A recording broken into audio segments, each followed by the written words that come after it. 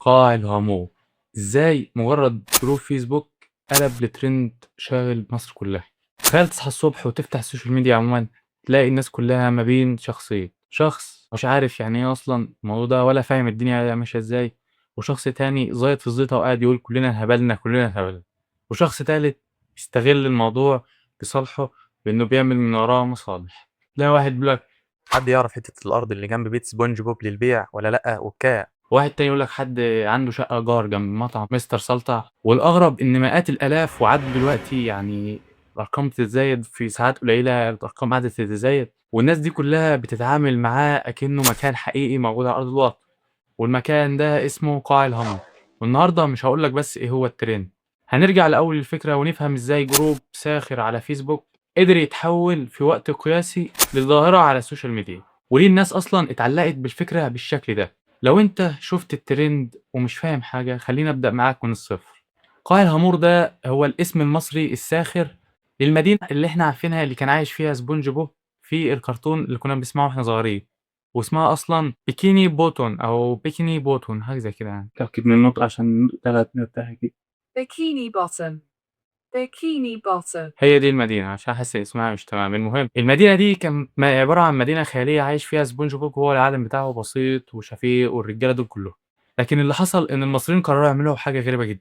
بدل ما احنا عارفين إن سبونج بوب ده عالم كرتون فقط، لا، احنا اتعاملنا معاه أكنه عالم موجود في الحقيقة، مدينة مصرية حقيقية. وبالتالي اتوجد جروب على الفيس باسم شكاوي أهالي قاع الهم. وفكرة الجروب بكل بساطة إنك بتاخد مشكلة من المشاكل اليومية اللي بتقابلها في حياتك وبتحطها في عالم قاع الهامور، وهكذا. ومن هنا بدأت اللعبة.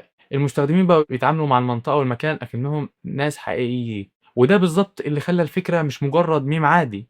وهنا لازم نقف شوية، لأن أول سؤال طبيعي أنت هيجي في بالك: مين صاحب فكرة قاع الهامور؟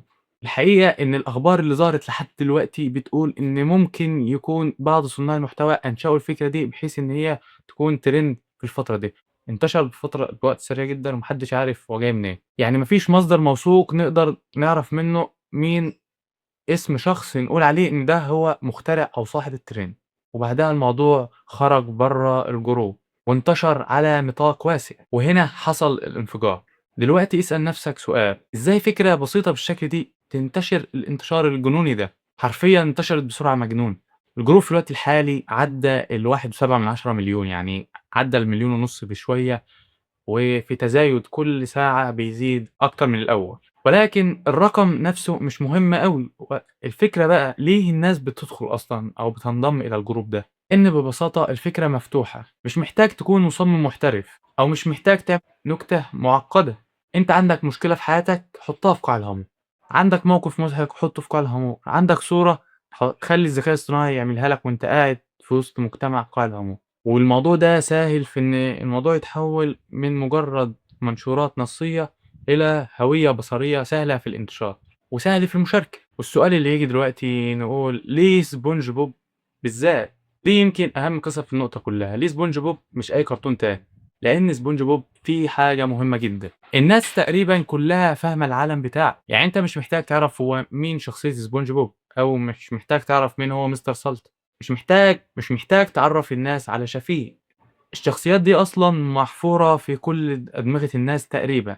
فأنت دلوقتي بتاخد عالم جاهز، وده بيخلق نوع غريب من الكوميديا: شخصيات كرتونية طفولية زائد مشاكل مصرية، وهنا النكتة بتشتغل. وقاع الهامور مش مجرد هزار، أنا شايف إن القصة أعمق من مجرد ترند، لإن معظم المنشورات مش بتتكلم عن سبونج بوب نفسه، هي بتتكلم عن مشاكل ناس حقيقية على أرض الواقع: السكن، الشغل، العلاقات، الجيران، الأسعار، الخدمات، وغيرها كتير من مشاكل الحياة اللي بتواجه كل الناس. بس بدل ما الشخص يبقى بيقول المشكلة بشكل مباشر، لأ، هو بيتخيل إن المشكلة دي افتُعلت جوّه المجتمع ده أو أو العالم الافتراضي ده، وبيحطها في قالب ساخر، وده يعتبر نوع من أنواع الكوميديا السوداء. يعني إحنا بنضحك، ولكن في نفس الوقت إحنا بنسخر من أشياء موجودة بالفعل في حياتنا الحقيقية. وده اللي خلّى بعض الناس توصف إن اللي بيحصل هو عبارة عن إسقاط للمشاكل اللي بتحصل على أرض الواقع، ولكن في عالم خيالي. اللحظة اللي خرج فيها الترند عن الفيسبوك، وبعد ما الفكرة انتشرت بين المستخدمين، حصل أهم خطوة في الترند، حصلت أهم خطوة في أي ترند: المشاهير دخلوا في الموضوع. عدد من المشاهير بدأوا يشاركوا في الtrend بصور أو حاجات لها علاقة بموضوع قاع الهامور، زي باسم سمرة ومصطفى غريب وأحمد مالك وغيرهم. حرفيًا انتشار الtrend بين الناس بشكل جنوني، وهنا الtrend أخد دفعة جديدة، لإن مجرد ما المشاهير دخلوا في الموضوع، الموضوع ما بقاش مجرد trend على فيسبوك، وإنما بقى trend عام. طب إيه سر انتشار قاع الهامور؟ لو عايزين نلخص قصة النجاح في كام نقطة. أول حاجة البساطة، أي حد يقدر يشارك في الموضوع، مش محتاج تكون شخص عندك حاجة معينة عشان تعرف تشارك، أي حد بيقدر، أي حد عنده مشاكل يومية.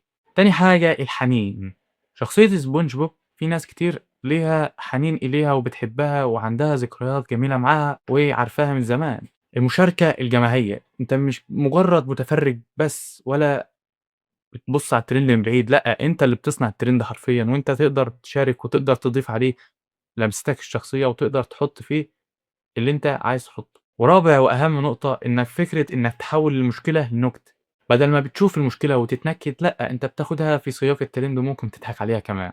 وده اللي حرفيًا خلّى عالم خيالي في كرتون اتحوّل لقالب لأي موقف ساخر تقدر تحُطّه فيه. لكن خلّيني أسألك سؤال، هل إحنا فعلًا بنضحك على سكان قاع الهامور، والّا إحنا استخدمنا قاع الهامور علشان نضحك على نفسنا وعلى حياتنا؟